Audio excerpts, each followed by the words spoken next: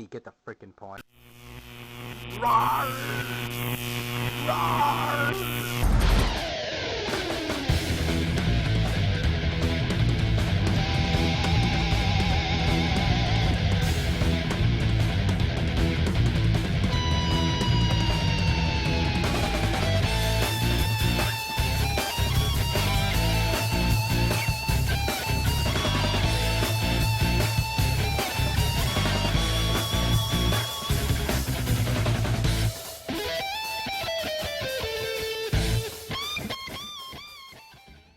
Muramasa, the Demon Blade, can be classed as a few types of games out there. Of course, many will argue that it's just an adventure game with some stats, while others say it's just a Castle Metroid clone pure through and through.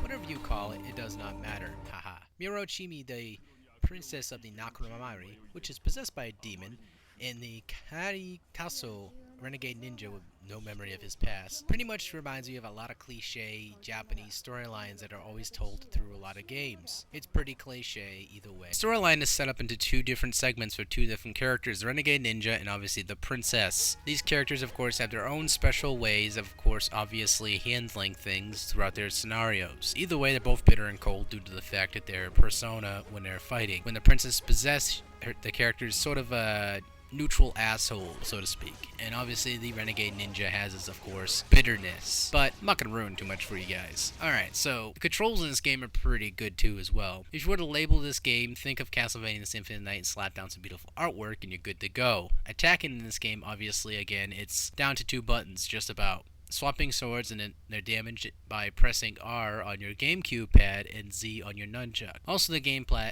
is acceptable for this game by leaving the gamer with a, well, wide selection of ways to play this game. You have, of course, you can swap between items on the fly as well as swap out your 3 swords. You're limited to. Of course, though, each sword gives you bonuses as well as, obviously, effects. So each sword has its own unique ability as well as each other sword has an upgrade to that previous setup. This game has a lot to it that a lot of out of the physical eye you cannot really see at first. But however, diving into this game, I of course found myself really loving the forge system in this, which of course is linked hugely to the swords collecting. It's all done by obviously just pausing the game and going into the forge. You can also cook, which of course cooking gives you some bonus effects for your character, as well as making some quick items, of course, to consume while you're in the mix of battle. Leaving this game, of course, run and chew kind of thing.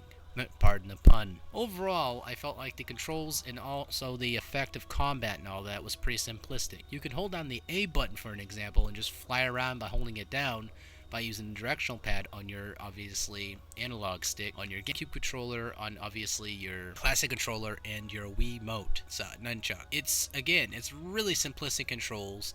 Each character starts out with their own stats and sword paths. Battles in this construct a huge part of the flow and rank in the RPG element of the game, which of course, obviously, the casual Persuado would enjoy this game, obviously, in the easier mode for the RPG elements. If you want more of that action-based and sort of more challenging flow, then obviously you go with the second normal route with this. When you trek across through a lot of the landscapes, you will take a huge part of the game where of course enemies will drop out and attack you hardcore. Clear out the enemies and score EXP, coins, and even items after each kill.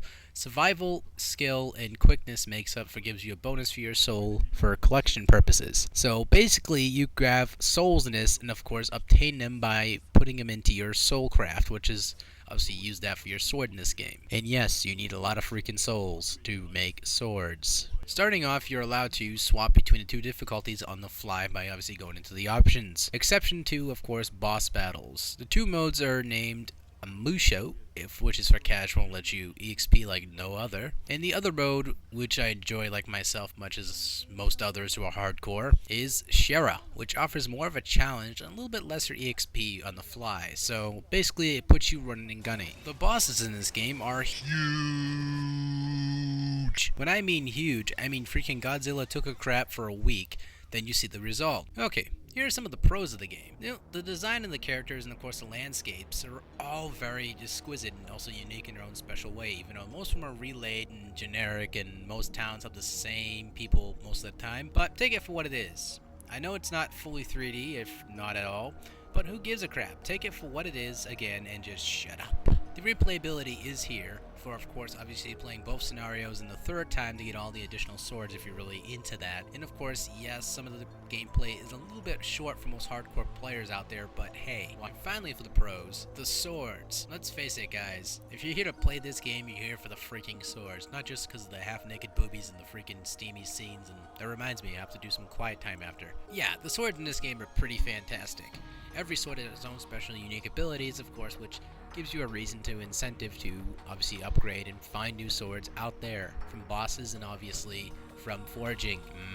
Naked pawns. The backtracking through a lot of the game can be boring and of course annoying to a lot of gamers with ADHD, of course, who play FPSs like they're freaking on Ritalin. Aside from that, adding hours to the gameplay for that aspect of backtracking, of course, those sneaky developer stars coming a mile away.